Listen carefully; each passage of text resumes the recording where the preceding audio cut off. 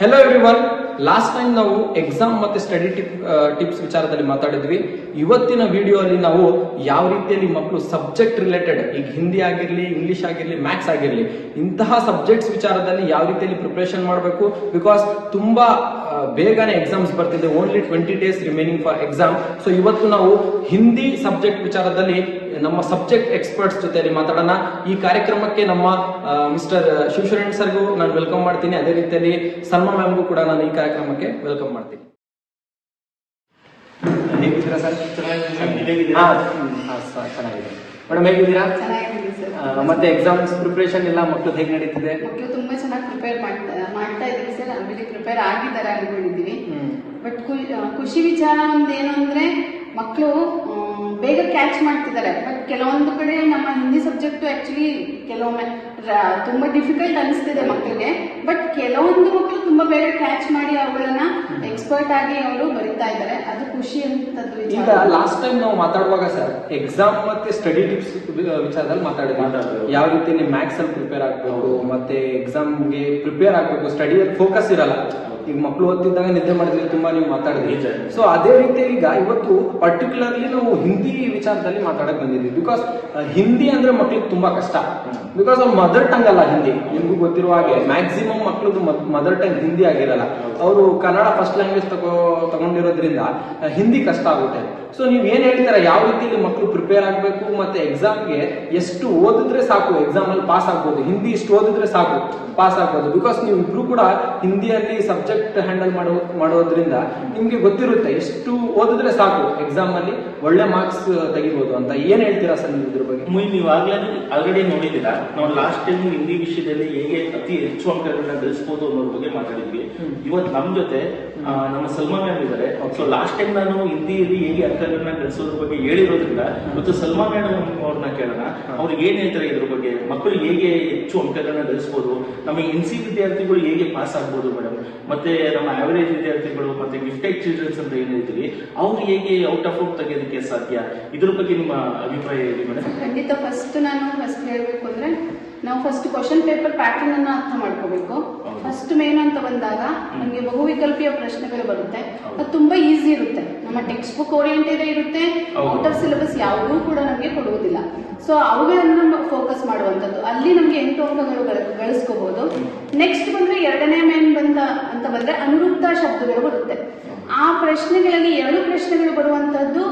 ಒಂದು ಸಾಹಿತ್ಯಿಕ ವಿಧಿ ಬರುತ್ತೆ, ಇನ್ನೊಂದು ಲೇಖಕರ ಹೆಸರುಗಳು ಬರುತ್ತೆ, ಇನ್ನೊಂದು ಬಂದ್ರೆ ಟೆಕ್ಸ್ಟ್ ಬುಕ್ ಓರಿಯೆಂಟೆಡ್ ಅಭ್ಯಾಸದಲ್ಲಿ ಏನಿರುತ್ತೆ ಅದೇ ಪ್ರಶ್ನೆಗಳನ್ನ 2 ಮಾರ್ಕ್ಸ್ಗೆ ಕೊಡ್ತಾರೆ.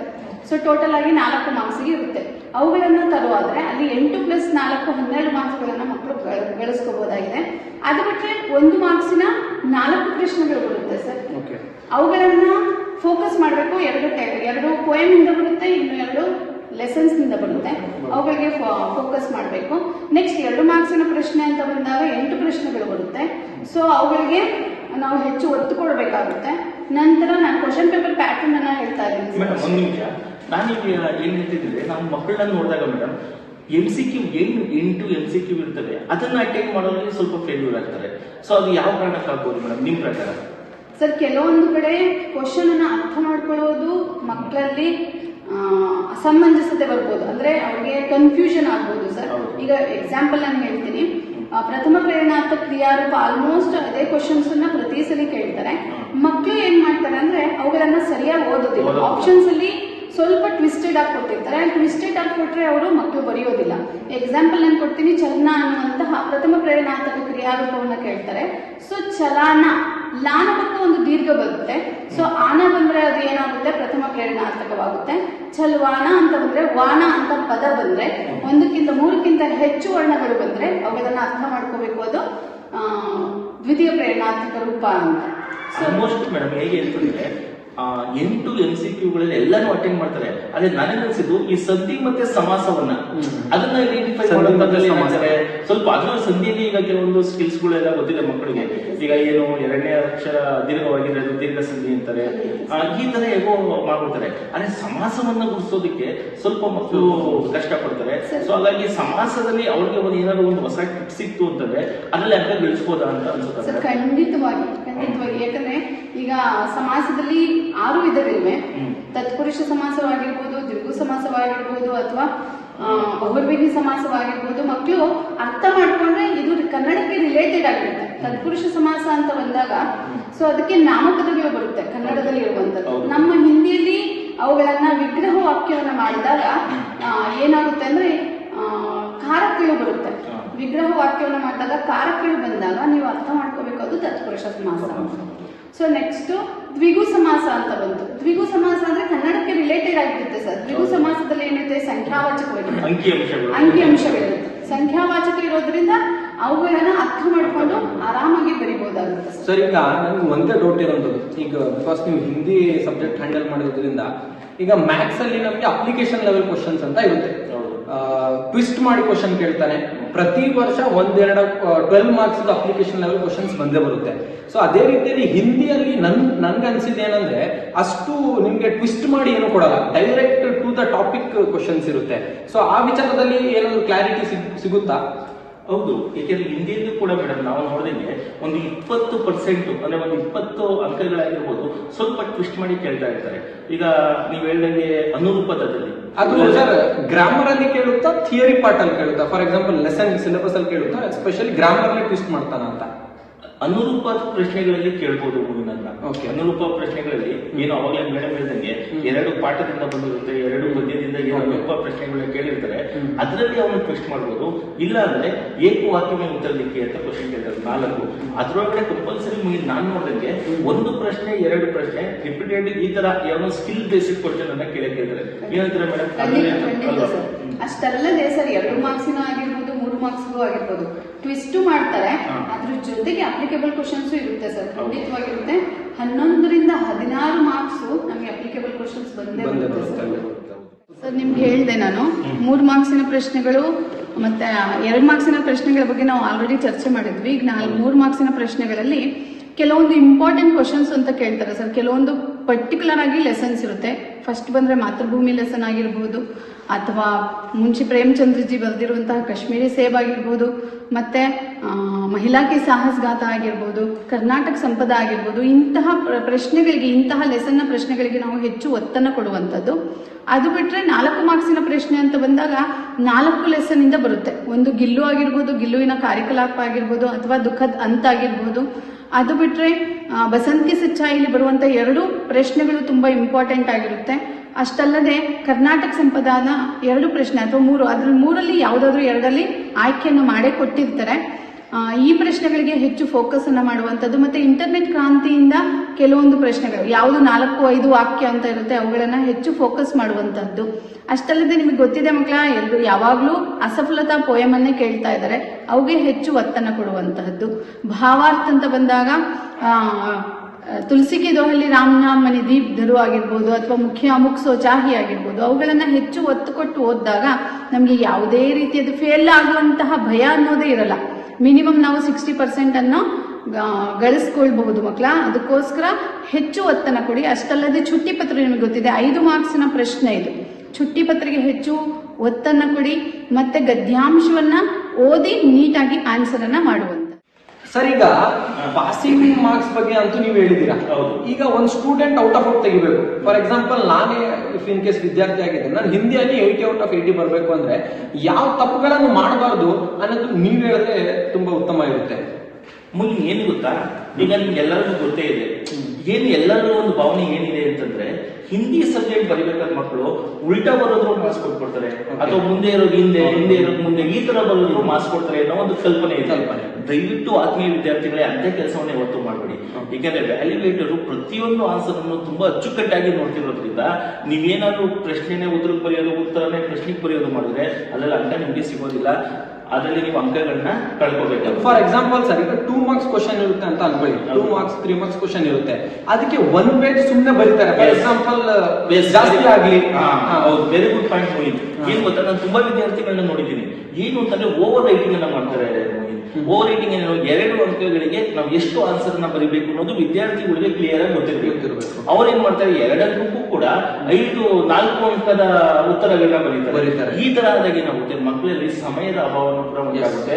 ಹಾಗಾಗಿ ಅವರು ಇನ್ ಟೈಮ್ ಅಲ್ಲಿ ಪೇಪರ್ ನ ಕಂಪ್ಲೀಟ್ ಮಾಡಕ್ಕಾಗಲ್ಲ. ಹಾಗಾಗಿ ನನ್ನ ಪ್ರಕಾರ ಆತ್ಮೀಯ ವಿದ್ಯಾರ್ಥಿಗಳು ಏನ್ ಮಾಡ್ಬೇಕು ಅಂತಂದ್ರೆ ಕ್ವಶನ್ ಅನ್ನ ನೋಡಿ ಅದು ಎಷ್ಟು ಪ್ರಶ್ನೆಯ ಅಂಕ ಇದೆ, ನಾವು ಎಷ್ಟು ಉತ್ತರಿಸಬೇಕು ಅನ್ನೋದನ್ನ ಮೊದಲನೇದಾಗಿ ಅವರು ಕ್ಲೀನ್ ಆಗಿ ಅರ್ಥ ಮಾಡ್ಕೊಂಡು ಓವರ್ ರೈಟಿಂಗ್ ಮಾಡೋದನ್ನ ನಿಲ್ಲಿಸಬೇಕು. ಓವರ್ ರೈಟಿಂಗ್ ಮಾಡೋದು ನಿಲ್ಸಿದ್ರೆ ಆಗುತ್ತೆ. ಎರಡನೇದು ನಾವು ಅವಲೇನೆ ಹೇಳ್ದಂಗೆ ಈ ಉತ್ತರಗಳನ್ನ ಉಲ್ಟಾ ಪಲ್ಟಾ ಬರೆಯುವಂಥದ್ದು ಅಂತದನ್ನ ಯಾವುದೇ ಕಾರಣಕ್ಕೂ ಮಾಡಬಾರ್ದು. ಈಗ ನೀವು ಹೇಳಿದ್ರಿ ಯಾವ ತರ ಏನ್ ಮಾಡಬಾರ್ದು ಎಕ್ಸಾಮ್ ಹಾಲ್ ಅಲ್ಲಾಗಿರ್ಲಿ ಪೇಪರ್ ಬರೆಯುವಾಗ ಯಾವ ಮಿಸ್ಟೇಕ್ಸ್ ಗಳನ್ನು ನೀವು ಮಾಡಬಾರ್ದು ಅಂತ ಹೇಳಿದ್ದೀರಾ. ಈಗ ನಮ್ ಜೊತೆ ಮ್ಯಾಮ್ ಕೂಡ ಇದ್ದಾರೆ. ಸೊ ಯಾವ ತರ ನಾವು ಓದ್ಬೇಕು ಅನ್ನೋದು ಮ್ಯಾಮ್ ಸ್ವಲ್ಪ ಟಿಪ್ಸ್ ಕೊಟ್ರೆ ಮಕ್ಕಳಿಗೆ ತುಂಬಾ ಯೂಸ್ಫುಲ್ ಆಗುತ್ತೆ. ಯಾವ ತರ ಎಕ್ಸಾಮ್ ಪ್ರಿಪೇರ್ ಆಗ್ಬೇಕು ಮತ್ತೆ ಹಿಂದಿ ಯಾವ ತರ ಬರೆದು ಔಟ್ ಆಫ್ ಔಟ್ ತೆಗಿಬಹುದು. ಫಸ್ಟ್ ಮಕ್ಕಳು ಪರೀಕ್ಷಾ ಕೊಠಡಿಗೆ ಎಂಟರ್ ಆಗಿದ ತಕ್ಷಣ ಅವ್ರು ಫಸ್ಟ್ ಕ್ವಶನ್ ಪೇಪರ್ ಅನ್ನ ನೀಟಾಗಿ ಓದ್ಬೇಕು. ಯಾಕಂದ್ರೆ ಅಪ್ಲಿಕಬಲ್ ಕ್ವಶನ್ಸ್ ಇರೋದ್ರಿಂದ ಅವರು ಟ್ವಿಸ್ಟ್ ಕ್ವಶನ್ಸ್ ಗಳನ್ನ ಕೇಳೋದ್ರಿಂದ ಆ ಕ್ವಶನ್ಸ್ ಅನ್ನ ಅರ್ಥ ಮಾಡ್ಕೋಬೇಕು. ಫಸ್ಟ್ ಕ್ವಶನ್ಸ್ ಅನ್ನು ಕೇಳಿ ಅರ್ಥ ಮಾಡ್ಕೋಬೇಕು. ಓದಿ ಅರ್ಥ ಮಾಡ್ಕೊಂಡ್ರೆ ನಮ್ಗೆ ರೀಕಾಲ್ ಆಗ್ತಾ ಹೋಗುತ್ತೆ, ನಾವು ಬರೀಬಹುದು. ಅದ್ರ ಜೊತೆಗೆ ಈಗ ಸರ್ ಹೇಳಿದ್ರು ಓವರ್ ರೈಟ್ ಮಾಡಬಾರ್ದು ಅಂತ, ಖಂಡಿತವಾಗಿ. ಮತ್ತೆ ಕ್ವಶನ್ಸ್ ಅನ್ನ ಒನ್ ಬೈ ಒನ್ ಆಗಿ ಬರ್ಕೊಂಡು ಹೋಗ್ಬೇಕು. ಹ್ಯಾಂಡ್ ರೈಟಿಂಗ್ ಎಷ್ಟು ನೀಟ್ ಆಗಿರ್ಬೇಕು ಅಂದ್ರೆ ಆ ವ್ಯಾಲ್ಯೂಯೇಟರ್ಗೆ ಖುಷಿ ಆಗ್ಬೇಕು. ಅವ್ರು ಆತರ ಹ್ಯಾಂಡ್ ರೈಟಿಂಗ್ ಮೇನ್ ಇಂಪಾರ್ಟೆಂಟ್ ಆಗಿರುತ್ತೆ. ಅದ್ರ ಜೊತೆಗೆ ಏನಂದ್ರೆ ಪಾಯಿಂಟ್ಸ್ ಗಳನ್ನ ಯಾವ ಪಾಯಿಂಟ್ಸ್ ಬೇಕು ನಾವು ಆ ಪಾಯಿಂಟ್ಸ್ ಗಳನ್ನ ಮಾತ್ರ ಆಡ್ ಮಾಡ್ತಾ ಹೋಗುವಂತದ್ದು. ಅದ್ರ ಜೊತೆಗೆ ಈ ತರ ನೀವಿಬ್ರು ಕೂಡ ಹೇಳಿದಿರಾ ಯಾವ ರೀತಿಯಲ್ಲಿ ಯಾವ ಮಿಸ್ಟೇಕ್ಸ್ ಅನ್ನು ಮಾಡಬಾರ್ದು ಮತ್ತೆ ಯಾವ ರೀತಿಯಲ್ಲಿ ಓದ್ಬೇಕು ಮತ್ತೆ ಯಾವ ತರ ಪ್ರಾಕ್ಟೀಸ್ ಮಾಡಬೇಕು ಅಂತ ಎರಡು ಕಡೆಯಿಂದನೂ ಕೂಡ ನಮ್ಗೆ ಸಜೆಷನ್ಸ್ ಈಗ ಸಿಕ್ಕಿದೆ. ಸೊ ಈಗ ಒಂದು ವಿದ್ಯಾರ್ಥಿ ನಾನು ಔಟ್ ಆಫ್ ಔಟ್ ಬರುತ್ತೆ ಅನ್ನುವಾಗ ಅವನು ಫಸ್ಟ್ ಫುಲ್ ಎಕ್ಸಾಮ್ ಬರ್ದಿರ್ತಾನೆ ಅಂತ ಅನ್ಕೊಳ್ಳಿ ಸರ್. ಈಗ ಲಾಸ್ಟ್ 10 ಮಿನಿಟ್ಸ್ ಇರುತ್ತೆ. ಸೊ ಅವಾಗ ಅವನಿಗೆ ಕಾನ್ಫಿಡೆನ್ಸ್ ಇರುತ್ತೆ ನಾನು ಪೂರ್ತಿ ಬರ್ದಿದ್ದೀನಿ ಅಂತ. ನನ್ನ ಅನಿಸಿಕೆ ಪ್ರಕಾರ ಅದನ್ನು ಕ್ರಾಸ್ ಚೆಕ್ ಮಾಡೋದು ಯಾವ ತರ ನೀವ್ ಹೇಳ್ತೀರಾ, ನಾನು ಬರ್ದಿರೋದು ಉತ್ತರಗಳು ಕರೆಕ್ಟ್ ಇದೆ ಅಂತ ನಾನೇ ಸೆಲ್ಫ್ ವ್ಯಾಲ್ಯೂಯೇಷನ್ ಮಾಡ್ಬೋದಾ 10 ಮಿನಿಟ್ಸ್ ಅಲ್ಲಿ ನೋಡ್ಕೊಂಡು? ಎಸ್, ಅದು ಯಾವಾಗ ಮಾಡ್ಬೋದು ಅಂದ್ರೆ ಈಗ ತಾನೇ ಮೇಡಮ್ ಹೇಳಿದ್ರು ಆರ್ಡರ್ ವೈಸ್ ಕ್ವಶನ್ ಅನ್ನ ಬರೀತಾ ಹೋಗ್ಬೇಕು. ಆಗ ನಮ್ಗೆ ಯಾವುದೇ ಪ್ರಶ್ನೆ ಕೂಡ ಮಿಸ್ ಆಗೋದಿಲ್ಲ.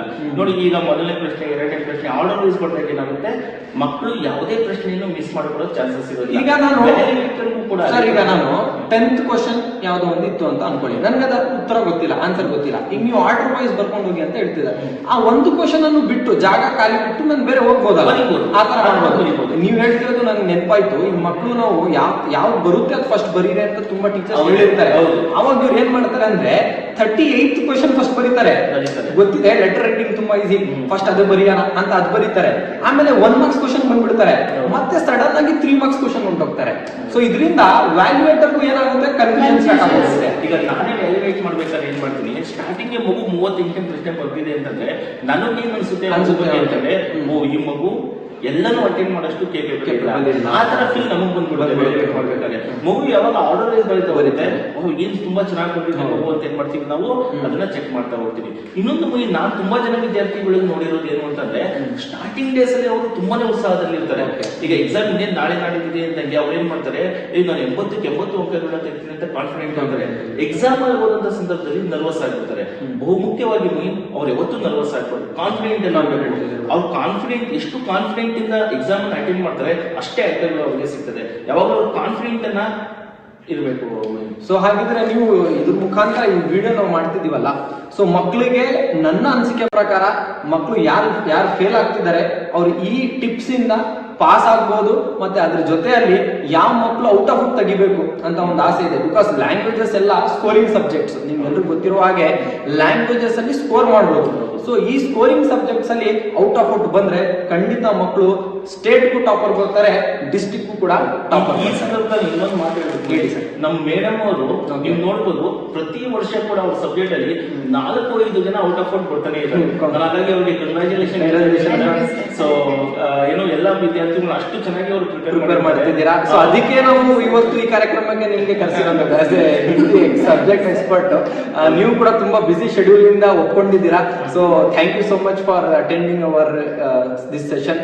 ಅಂಡ್ ಈ ನಿಮ್ಮ ಟಿಪ್ಸ್ ವಿಚಾರದಿಂದ ಇನ್ನೂ ಏನಾದ್ರು ಮಕ್ಕಳಿಗೆ ಇನ್ನೂ ಹೆಚ್ಚಿನ ಮಾಹಿತಿ ಬೇಕು ಅಂದ್ರೆ ಖಂಡಿತ ಮಕ್ಕಳು ಕಮೆಂಟ್ ಮಾಡಬಹುದು.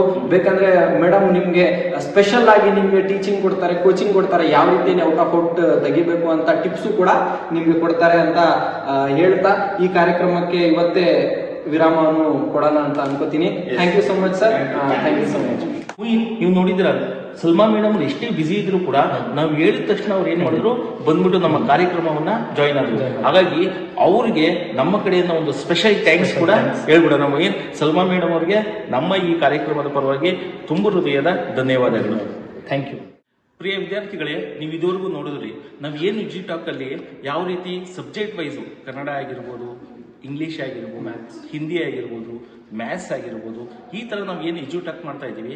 ಈ ಥರ ನಿಮಗೆ ಬೇರೆ ಸಬ್ಜೆಕ್ಟ್ಗಳ ಬಗ್ಗೆ ಅಥವಾ PUC ಸಬ್ಜೆಕ್ಟ್ಗಳ ಬಗ್ಗೆ ನಿಮ್ಗೆ ಏನಾದರೂ ಬೇಕು ಅಂತ ಅನ್ಸಿದ್ರೆ ದಯವಿಟ್ಟು ನೀವು ನಮಗೆ ಕಾಮೆಂಟಲ್ಲಿ ಒಂದು ಕಾಮೆಂಟ್ ಹಾಕಿ. ಅದೇ ರೀತಿಯಲ್ಲಿ ನಿಮ್ಮ ಫ್ರೆಂಡ್ಸ್ಗೂ ಕೂಡ ಶೇರ್ ಮಾಡಿ. ಇನ್ನೂವರೆಗೂ ಸಬ್ಸ್ಕ್ರೈಬ್ ಮಾಡಿಲ್ಲ ಅಂದ್ರೆ ಖಂಡಿತ ಹೋಗಿ ಸಬ್ಸ್ಕ್ರೈಬ್ ಮಾಡಿ. ನಿಮ್ಗೋಸ್ಕರ ನಾವು ಇಷ್ಟು ಶ್ರಮ ಪಡ್ತಿದ್ದೀವಿ, ಮತ್ತೆ ನಿಮ್ಗೆ ಒಳ್ಳೆ ಮಾರ್ಕ್ಸ್ ಬರಲಿ ಅಂತ ನಾವು ಇದ್ರ ಹಿಂದೆ ಕೆಲಸನೂ ಕೂಡ ಮಾಡ್ತಿದ್ದೀವಿ. So all the best for your exams, and also we are requesting you to share this video to your friends and also to your family. Thank you. Thank you.